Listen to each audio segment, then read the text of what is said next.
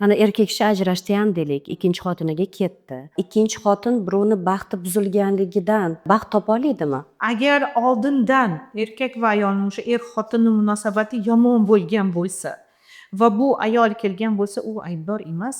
U shunchaki sabab bo'ldi-da. Mana shu paytgacha yomon bo'lib keldi, shunchaki bu ayolni paydo bo'lishi mana shu oxirgi nuqtaga olib keldi. Bilasizmi, biz umrimizni oxirigacha bitta insonni seva olmaymiz va sevmaslikka ham haqqi bor inson. Har xil faktorlar bor-ku-da. Oiladagi mana aytaylik 30 yoshda tili bir-biriga kelib qolmadi. Bo'ldi, sevgi yo'q boshqa. O'sha men boshida aytganimdek, janjallar boshlanadi. Shunaqa paytda ajrashib, boshqa ayolga aylansa, chunki bu ayol sevgi beryapti, sevgi bor-da. Ketsa bu ayolning hech qanaqa aybi yo'q. Agar tuppa-tuzuk yashab kelayotgan oilaga o'sha ikkinchi xotin o'zini bildirib, ering men bilan yuryapti, mana bilib turib, anglagan holda oilani buzsa, ha, aybdorlik mas'uliyati juda katta.